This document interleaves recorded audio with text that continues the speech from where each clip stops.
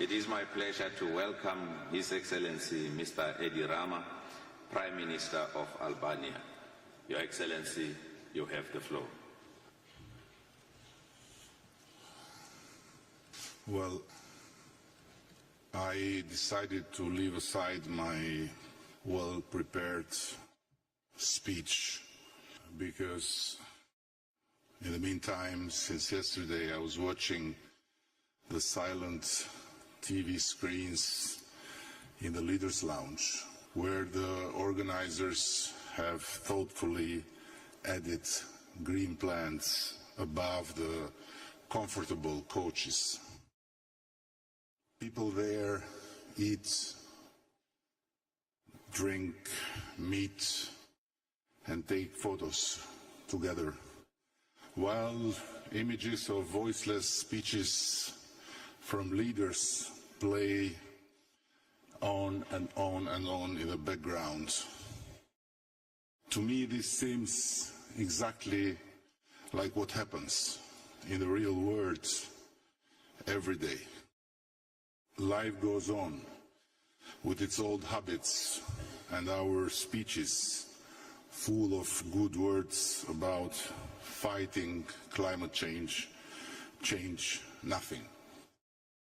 Worse, as the UN Secretary General emphasized yesterday, carbon emissions actually increased last year from previous COP to this COP instead of decreasing.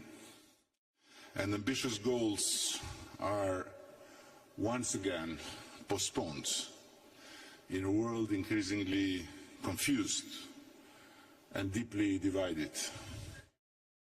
I come here from a little country in the middle of Europe, Albania, where we are proud to have 100% renewable energy production. But what does it mean for the future of the world if the biggest polluters continue business as usual? Far be it from me to lecture anyone. After all, we are used to being lectured, not to lecturing others.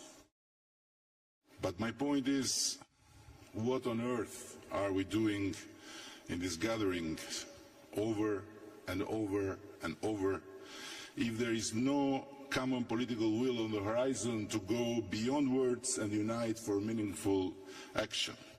And adding insult to the injury, some major and minor players even boycotted this annual global event. What does this mean? For a long time, we Albanians lived under the curse of a brutal history that left us in complete isolation. No individual rights, no freedom of movement, no hope for the future. Recently, we have been blessed with the company of the European Union, and for the first time in our history, freedom, individual rights, hopes and dreams have become part of our lives.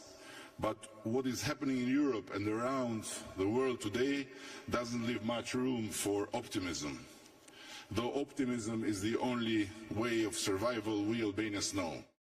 And while my voiceless image plays on the silent TV screens of the beautiful lounge next to this room, I want to end by evoking here a story from Anas bin Malik, may Allah be pleased with him, and I'm a Catholic by the way, who narrated that the Prophet Muhammad, peace be upon him, said, if the day of judgment comes while one of you has a sapling in his hands, if he is able to plant it before it comes, let him plant it. Thank you very much. Thank you, Your Excellency.